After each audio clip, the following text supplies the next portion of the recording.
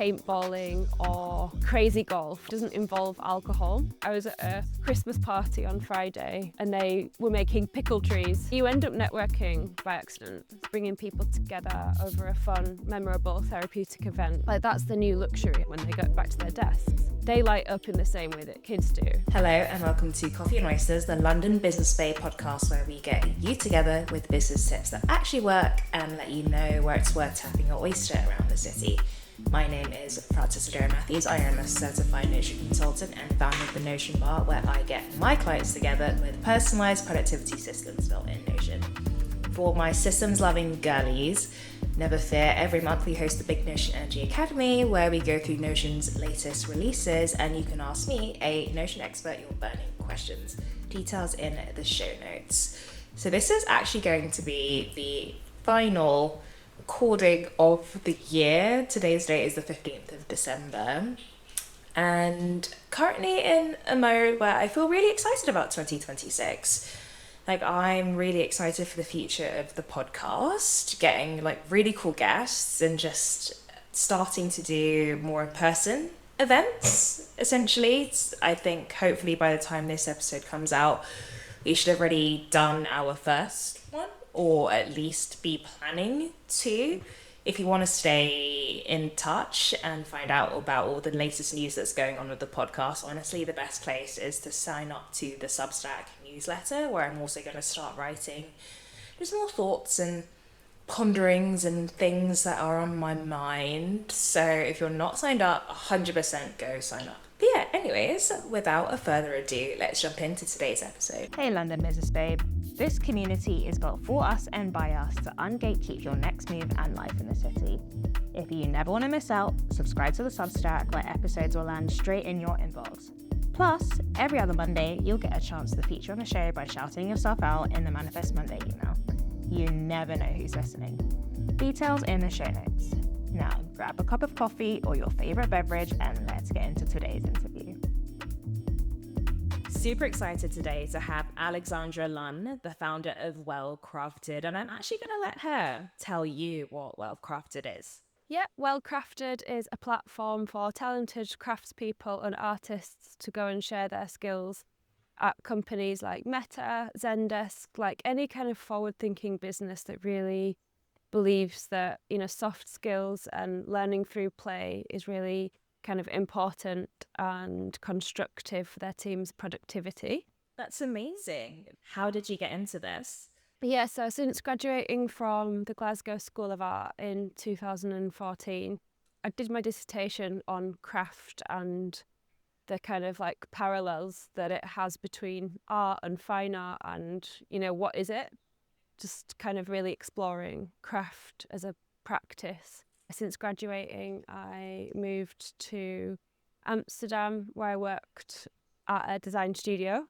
And then likewise here in London. It makes so much sense to go from, you know, a design course to do design. And I have run a successful design practice for the last 8-9 years now. But part of that has been delivering craft workshops to places like Lego, Meta, Zendesk, to name a few, and just seeing people come to light and connect over something new has been the reason why I wanted to start Well Crafted. Amazing. Practitioners help you do the crafts. How do you go around finding the people? So basically it was just myself and then an assistant, first of all, delivering these workshops. And I thought, why not share that love with other people? It's not just about me going and delivering workshops. It's about, you know, I don't know how to do weaving or crochet or clay work. Other people will go in and share their expertise and their craft with other people. So they're real experts going in to deliver. And I find them through the Crafts Council. I found a lot from lots of outreach on Instagram, just like seeing people's work and being blown away and kind of thinking, would you like to make extra income from sharing what you know with others? And it's just kind of snowballed. Yeah, no, that's so cool. I mean, that is a great way to frame it. Yeah. It's so joyful. Like, Ella has been delivering wreath making workshops this year. It's 2025 now. We launched in May this year. And likewise, Ella Duran, who's also on our roster on the website, if you just go wellcrafted.com/artisans, You'll see Ella Duran as one of the kind of artists, and she delivered a weaving workshop during London Design Festival 2025. How do you tailor the right kind of craft workshop to the company? Yeah, well, they'll first of all go onto our website and then fill in the booking form and choose which workshop they want to do from a deck. So we have like a deck of like 15 workshops, for example, for 2026. So that's going from vision boarding right through to candle painting for Galentine's as well. And then like International Women's Day workshops, Mother's Day workshops. So at the moment, because we're still in beta stage, I have this like deck of workshops that I know I can deliver because I'm very, very good with like lino printing, paper cutting, candles. There's about 15 workshops that I know how to do. Like, however, if the company fills out in the booking form, I'd like something bespoke, like maybe tie-dyeing or sewing of some kind, then I'll recommend the right practitioner. So we can make anything happen. What would you say are the most popular workshops that you've seen? This year has been wycinanki, which is Polish paper cutting. So I'm half Polish. It's been a lot of myself delivering them this year because it takes a lot to make something happen. When I first did typeface design with Zendesk and London Design Festival 2018, like it was amazing seeing people come to life and just like seeing that aha moment on their faces and the pure joy that it sparked. And I thought, it's just going to be so easy to write to people on LinkedIn, like specifically learning and development managers and HR professionals. And then we're just going to get an influx of people who want to invest in something really therapeutic and playful for their team. But that didn't happen. For that reason, I'm doing a lot of them. And I've noticed that it's paper cutting and lino cutting. People just love lino cutting for some reason, which I love too. So that's great. I guess maybe there is something therapeutic about cutting things into shapes. 100%. And it's a very easy, like low cost one to invest in. We've been very kind of lucky to be supported by GF Smith Papers, who've been supplying us with loads of paper over the last year. And so that's an overhead that the company don't need to invest in, especially at this stage. But it's really amazing to me how people will find me. It's funny, the people who have bigger budgets, because, you know, learning and development teams, they do need to invest and offset their tax bill at this time of year, especially. It's been people like Fred Perry who have seen a dormant event on Eventbrite and asked, could you do something for my team or a group of people? So yeah. Oh, it makes a lot of sense, right? Like if you want to do something cool for your team, you're just going to look on Eventbrite or something similar to see who is doing something cool. Yeah, it's fascinating to me as well. Like events, corporate teams are so hardwired to go straight to corporate event teams. But obviously, if we're going to a corporate event team to showcase what we do at Well Crafted, they will then take 20% cut. And the business model is I need to pay the craftspeople and the artists fairly, while also making some sort of profit from. So I really want to be known as the kind of expert within this field, the go-to place to invest in a craft or creative workshop for teens. Yeah, 100%. And what would you say are the standout benefits of doing something creative as a wellness team building exercise compared to some of the other more traditional workshops and methods out there?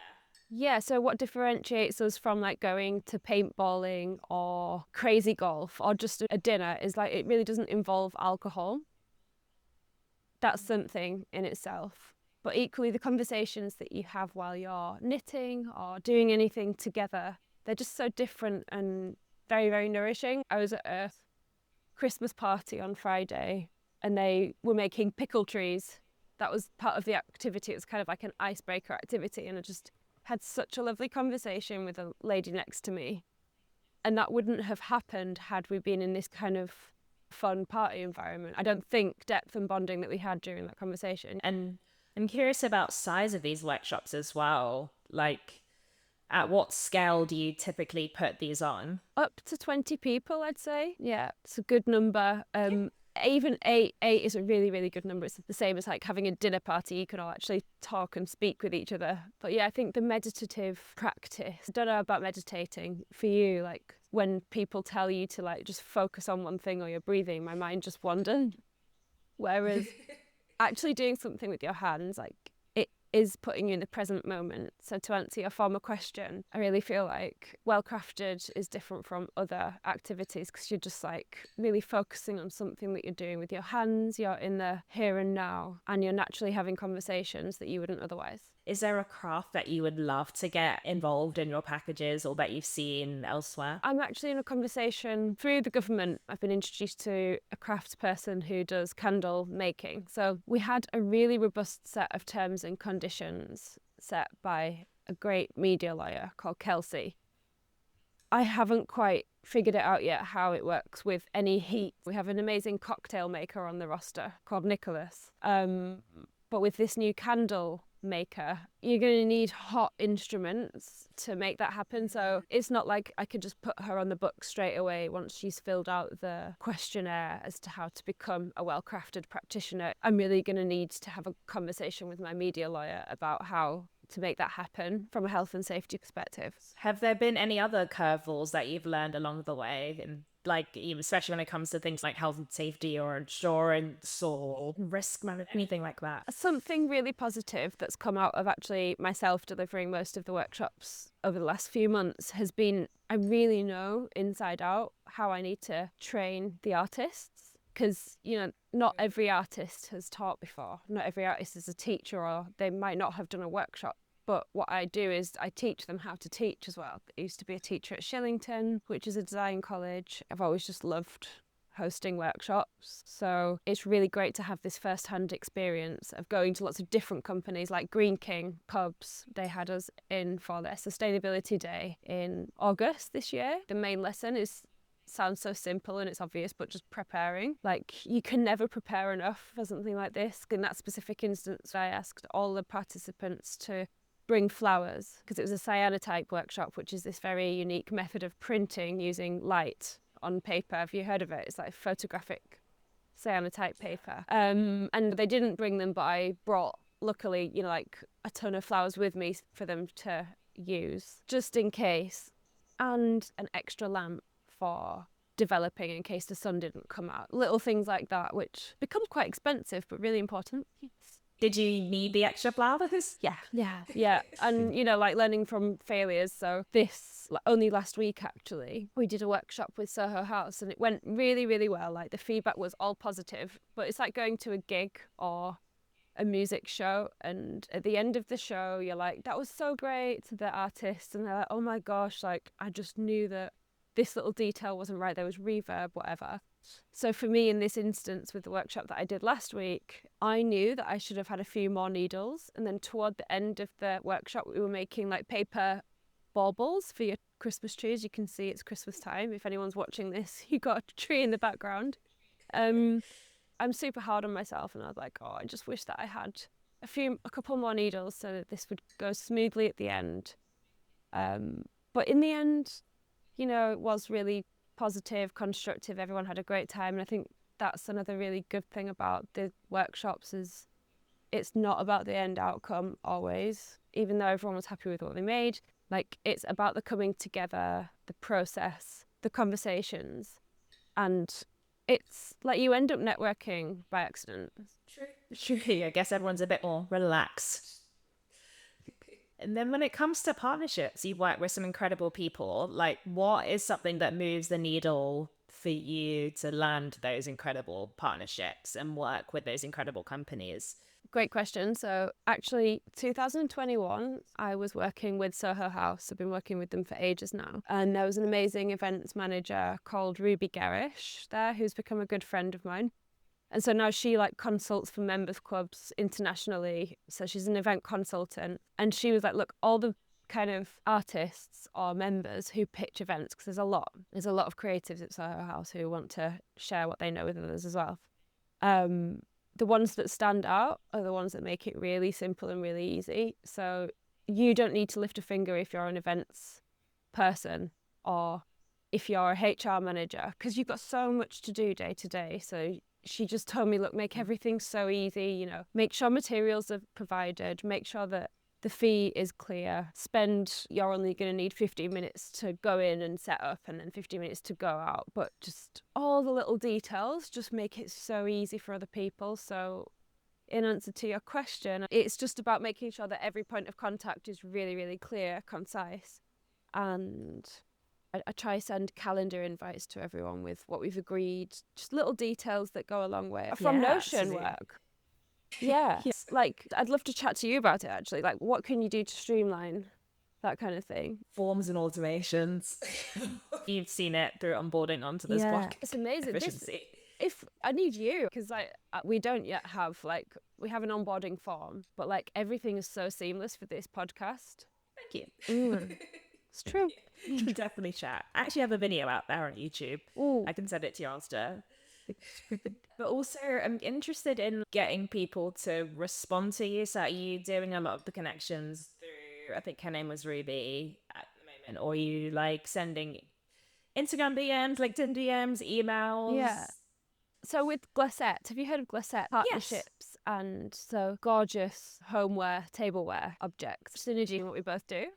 So like Laura Jackson, the founder, I've noticed her within her own communications on social specifically, talking about how people want to, you know, wind down. Time is our biggest asset. It really is all that we have.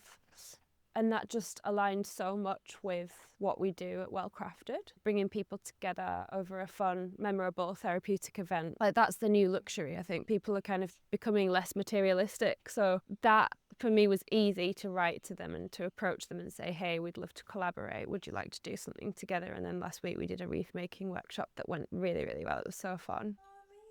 Amazing. Find people who align. Yeah. I mean, I kind of had met them earlier in the summer, and I think that that's really important for anyone with any kind of business. Like, there's nothing better than going out and meeting people face to face and then being able to send an email. Because when you get that cold email, it just doesn't feel good. Yeah. I know from personal experience, I'm sure likewise with you just kind of delete it. If it's a cold email, you just don't trust them as much. Not always, but sometimes. And another absolute godsend has been collaborating with my friend and colleague Clara. So Clara runs Nice and Spiky Comedy, and actually she also runs Comedy in the Office. So that's where she brings comedians into workplaces. I worked with her last year. I worked with her exactly this time last year on Comedy in the Office. I developed the visual identity for them, the website and everything under my other practice, so Alexandra Lunn Studio. And that was a real joy to work with Clara on. We were like, look, we share a similar audience, but don't take work away from each other. Like, for Comedy in the Office and likewise Well Crafted. So we've just been cross-referring. Like, she does comedy shows at the National Gallery. And so I've now got a conversation going with the National Gallery, and I'm going to be hosting something really exciting as part of an exhibition they have on at the moment. It's charcoal drawing on the 2nd of February. So yeah, I'm super excited. Exciting. It sounds like you're really good at building and nurturing existing relationships. Or do you just feed off the energy and go with the flow? I just get excited about it. I think sometimes I'm like, oh my God, what have I created? You know, especially because it's a people-led business and you can only influence people. And I think people love talking about things when they go wrong more than when they go right. So that sometimes gives me a little bit of anxiety. But in terms of day-to-day and how I connect with people, I've realised over the years that's like my strongest asset. Like, I am a people person. While I love graphic design and branding, and I'm really, really proud of what I've built up, I'm more of like a bigger picture and meeting people kind of person than the finer details. Like, that's what my team do really well when creating a brand identity, but I don't love that bit. And another thing with Well Crafted is people are coming together and there's so many frequent moments of joy and just like, oh my gosh, I've made this thing and I never thought I'd be able to make it in the beginning. And it's really always the people that say, I haven't got a creative bone in my body, I'm not creative, that surprise themselves the most. And sometimes me, because I genuinely believe them in the beginning, I'm like, oh, you're really not creative. And I know, like, make this great thing. just gotta bring it out of people, right? Yeah, like literally, if you just follow steps, that's all it is. I've been approached thanks to Well Crafted. There's been a few like government initiated things, like Boston Manor House, who are in West London, have a Polish festival at the moment. So I've been doing loads of wycinanki workshops with them, and the Polish paper cutting. And then some people who came there were like teachers at schools, like private schools in West London. And then they invited me to come in to do workshops for their like year 3, year 4 students, our pupils. It was really sweet, but it's just amazing to think like the outcome and the joy of making when teaching for adults. So in corporate settings or members clubs versus with children, it's really no different. Everyone comes together, and that's what I really love about this the most. Like people who are, serious. They've got actually a genuinely like hard job to go back to when they go back to their desks. They light up in the same way that kids do. And I just love like how sometimes a very minimalist composition that a 6-year-old has made gorgeous, and likewise that's something that a 45-year-old would make. Yeah, I just love it. Yes. Incredible. I mean, we all have an inner child, right? And I know, it's amazing. And yeah, it's time. And then you leave it being like, oh my God, I've just made this thing. And then it gives you more joy. And especially when you're going back to do something operational, like sending an email or going back to your to-do list, you just had that respite, but you've also been having that time with your team. So not only have you been resting, you've been connecting, which then builds a stronger team camaraderie. yeah, I guess it's active rest, if you could call it that. Yeah, but it's not yoga, like it's not anything that you feel like self-conscious about doing with your boss or whatever. It's like, oh, actually, to be fair, that can be a thing. Sometimes people are so hardwired on like, I'm not creative and I'm really worried that my colleague's going to be much better at this than me. You feel like self-conscious about doing with your boss or whatever, a boss. Yeah. But then when they get going, it's fine. And I just keep reminding people it's really not about the final outcome, and that helps. 100%. And speaking of steps, what is next for you in 2026? Plan on balancing those in the year ahead? I'm very lucky to have a very good team for both. So for Alexandra Lunn Studio, I've been working with Jonathan, who's our talented copywriter and designer, combined into one, which is amazing. And then we have like a talented pool of freelancers as well. So for whichever project comes in, I kind of know my practice now, like the back of my hand as well. So we've got structures in place which make everything super easy and straightforward. So I'm taking on projects with Alexandra Lunn Studio is just like 1 per quarter rather than 3 per quarter. And then with Well Crafted, I'm working with Sanscruti, who is actually a junior at a junior level, but very, very good. And she helps with all the operations and follow-ups and outreach and little things like, please could you leave a Google review if you enjoyed this workshop, which really, really helps.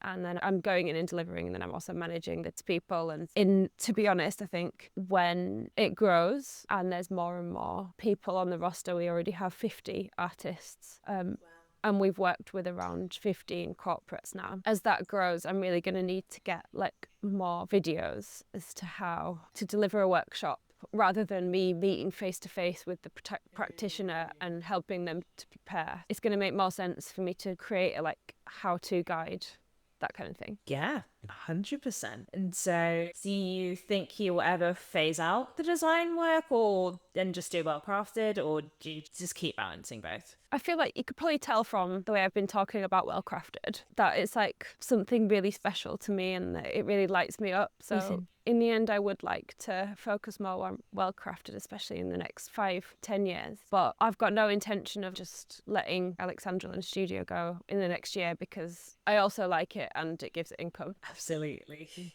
Hope you're enjoying the show. We'd love to hear what you're thinking. Drop a comment and share your thoughts. Even better, if you're loving the show, take 2 seconds to rate us 5 stars wherever you get your podcast. It really helps other people find us. And if you want to be a guest, details in the show notes on how to sign up. Now, let's jump back in. Well, thank you so much for sharing your business journey with us. For this next portion, I like to talk about things that bring you joy. And so the first question I always start with is music. Do you have a song that gets you hyped and ready to take on the day? Yeah, I don't listen to it often, but the song that's just popped into my mind is like Queen, Don't Stop Me Now. Is that terrible? Solid. No, it's great. I love it. And when it comes to personal policies, do you have any that keep you grounded? I always like to say that I don't really take calls before 10 a.m. Yeah, I don't have so much structure, but it really helps just leaving my phone in another room or a locker or my pocket and leaving that elsewhere. And then just focusing on emails and everything else that needs to be done. I use a time quadrant. I don't know if you've heard of that. Yeah, 4 quarters of an A4 sheet, and just like urgent and important tasks, urgent and important, and then unimportant but urgent, and then nothing should go in the final one. Fair enough. And so that is a system that you use. Do you have any tools or apps that you use that make your work easier? I'd like to use Notion. I just need to start using it. Anything else that you are currently using? I use my calendar a lot. So anything that I need to do, for example, I met someone at a party last week who works at MasterCard and was really interested in doing a well-crafted thing. In my calendar is to write to him with the deck for next year. I find it much easier to just use my phone to put that slot in my diary and try and stick to it. And if I don't get to it, then I'll just shuffle it to the next morning or the next day. Yeah. If it's not in the calendar, it doesn't exist. Oh my God, yeah, literally. And now let's talk a bit more about style. So how would you describe your personal style uniform, and are there any brands that you look to for inspiration or you wear or not? Are you talking about graphic style for Alexandra Lunn Studio? Oh, fashion. Okay, great. I'm very into layering and it often works, but if not, then I'll get changed. Fair enough.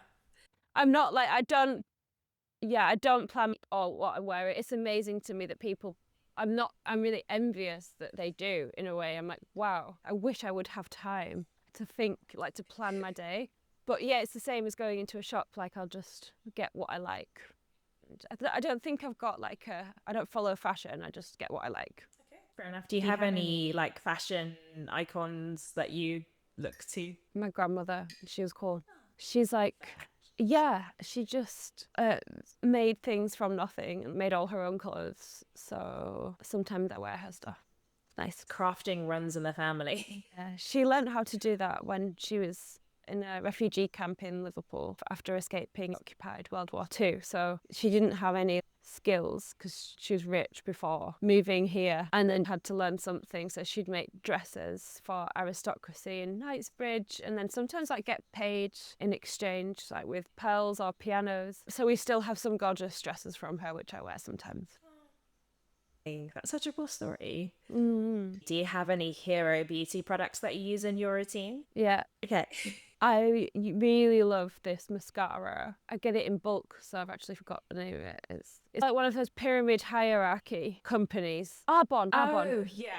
Arbonne, it's so good. It makes your eyelashes look like you've got fake eyelashes as soon as you put it on. And it's vegan, so that's good. Oh, okay. Interesting. Yeah, those companies are a bit pyramidy, but the products are good, so. Yeah. I use cowshed a lot because I'm always at Soho House and it's fine. I'll usually just use soap and water and I don't have any routine or regime, but I'll put hand cream on my face, for example. I really need to sort it out. I mean, if it works, like, just don't mess with it. Yeah. I did buy recently, Shamedy and Reed's brand. Yes. Fig milk. Oh, it's amazing. 39. I'm just in between houses at the moment, so when I get settled in a nice house, I'm gonna. Incredible. Yeah. Honestly, just like bathing, I think that's a beauty routine. I think having time to be able to like go to the sauna, swim, eat healthily, that for me is like what I do for beauty, I think. Yeah. I think that is like a new luxury, just leisure, like wellness leisure. No, Yeah, we'll go with 100%. that. I get quite worked up. I think I go from being like really calm to being like, oh my gosh, there's so much on. And the thing that really calms me down is just going to the sauna or the steam room. And luckily I'm often at 180 The Strand and they have that. I should be getting paid for saying all this stuff. You can send it to them afterwards, be like, look at all the promo. Yeah. It's true. I used to go to Hampstead Heath Ladies Ponds in North London. If I lived by the sea, I'd probably do that every morning. Nice. Awesome. There you go. And how about any like business resources that make you a better business person? Could be podcasts, newsletters. I'd say at the moment I'm reading Discipline is Destiny. That's very, very helpful. It's case studies of people who have really been very diligent in their lives, like waking up at 5 a.m. every day, getting that time in to focus on what they need to before anyone wakes up. Just super successful. There's really annoying people that just manage to do everything. And it's like the kind of like personal tips and tricks that they implemented day to day to make that work. I love listening to Elizabeth Day's How to Fail podcast. I think there's something in that, even if it's not directly related to workplace productivity and all the rest. It's just in a more strategic way. Like, what can you take from this situation? What can you learn? What's the silver lining? Oh, hey again. Did you know there are roughly 100,000 London business babes out there? And we're on a mission to reach as many as possible. Enjoying what you hear? To support the hours of work that goes into making this special, you can either A, consider supporting directly as a paid monthly Substack subscriber to also unlock future exclusive content for less than a coffee and a croissant. B, any brands listening, we'd love to explore ways for you to be part of the journey. C, at the very least, on your next co-working date, tell a fellow London business babe about us. Details in the show notes. Now let's jump back in. Okay, both great recs. We'll put them in your profile guide. And so now we're going to move on to talking about London. Where are you based at the moment? Yeah, Highgate. Do you have anything on your London bucket list? I really want to go see the Theatre Picasso exhibition. We go on Wednesday, so that'll be good. Where's that happening? The Tate Modern. Oh, okay. Did not know that was happening. Interesting. But just in general, like, just go see more shows, 100%. There's so much on our doorstep, and I'm always surprised at myself by how much I don't go see, because I'm either working at the weekend or feeling like I just need a big long walk. But actually, it's so nourishing going to see art. There was recently a study by Art Fund that revealed like going to galleries, seeing shows, promotes huge mental well-being, but also like longer livelihood. So yeah, it's just a no-brainer. I feel like we know all that research, right? We know it's all out there, but just on a day-to-day level, it sparks so much joy. Yeah, no, I hear it. I mean, yeah, that's so true. When you go to a show or exhibition afterwards, you're so inspired and like just happier. Yeah, nourished as well. History. I went to the Glasgow School of Art, I think I mentioned in the beginning, and like going to understand like why someone made a piece of art and like reading into it was just so relaxing. Amazing. And how about food? Do you have any restaurants that you want to shout out? Agora, Linden Bridge. I love it there. Franco Manca, always there. Pizza Palazzo, they're great too. But I mean, it's just pizza. I just love it. Yeah.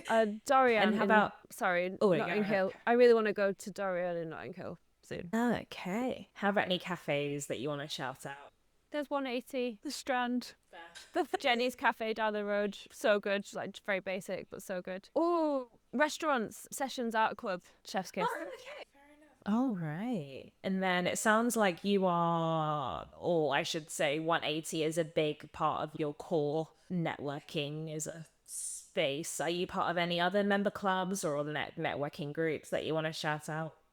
Albright are great. They're based now at Old Sessions House. The Sloan Club, also good. I'm meeting with them after this, actually, to talk about their Q1 programming. There's so many. Second Home, oh my gosh, Second Home Holland Park. I love that space so much. We're actually putting together a 2026 trend report for next year, all about workplace culture and well-being. So we've been interviewing experts and leaders within the HR field, but also just journalists who write about workplace culture, like Isabel Berwick from the FT, Peter Stojanovic, he's from Hot Topics. And so it's Megan Carnegie as well, knows a lot about what changes are happening in the year ahead, like with the advent of AI agents. So like AI that you can actually have a conversation with and collaborate, which is just changing the world of work so much. So we are having a launch party next year. It's going to be at our members club. So yeah, stay tuned. Very exciting. Thank you. Thank you for sharing your little guide to London with us. All of your recommendations will be in your profile page in the Coffee and Oysters guide. Don't worry if it's a lot to take in. All of the amazing tools, spots and recommendations mentioned by our guests can be found in the Coffee and Oysters guide. Details in the show notes. To round up, I like to ask a few questions. I like to say that we are our biggest cheerleaders. What's a recent win of yourself that you'd like to celebrate and a recent win of someone else that you'd like to celebrate? I've had a lot of personal changes this year that I'm really proud of, that I made the right decisions on. Like, hindsight's a wonderful thing. So I think you know when you know you did the right thing. Other people, my friend Doris, I just love her so much. I've got a lot of really good friends, but Doris specifically, she's a producer at VCCP, so an advertising agency, and she's just a powerhouse. She's very, very organised. And yeah, I think that's it. I think I really admire her because she's so organised and get things done, but she's also humble and doesn't get stressed. I don't know how. She seems like she doesn't get stressed. Shout out to Doris. Is there anything that you want to plug? I'd like to plug the Trend Report. So please sign up to our newsletter. You can do that by writing to me at alexandra@well-crafted.com or following us on Instagram, TikTok, all the rest. So that's what I'd like to plug. What was the other one? And is there anything that you need help with? If you are a learning and development manager, HR pro, even founder, or you're working in your company and you've kind of recognised that there's lots of disengagement, people aren't happy, we're just more lonelier, aren't we? So if you feel like your team could benefit from a craft-based workshop, then get in touch. What is a dream collaboration? Dream big. Again, you never know who's listening. Ooh, Matches Fashion would be good, and they are liquidated though. Maybe they'll come back. Yeah, if they come back. The National Gallery, who we are actually working with, and the V&A and tech businesses, like, they love it and they have budgets. And so if anyone here is listening from Meta, I lost contact with your HR people a while back, so please get back to me. I've sent you so many emails. Literally any tech company, we can help you. Awesome. Please. Awesome. Thank you so much for coming on today. Where can people find you on socials? So with Instagram, it's /_well-crafted. Don't follow them. I'm the cool one. It's lots of underscores. And then there's TikTok. I think we just have well crafted, and Linkydink is the same thing. You'll find us, and yeah, look out for the craft workshops in the background, and then that's it. Thank you so much for coming on. This has been a pleasure, and just really excited for all of the amazing things to come. Likewise, thank you so much for having me. Thanks for listening. Get in touch at coffeeandoysters@gmail.com. Stay connected at coffeeandoysterspod on TikTok and Instagram, and never miss out by subscribing to Substack. Details in the show notes. And most importantly, keep those 5-star ratings coming, and see you next time.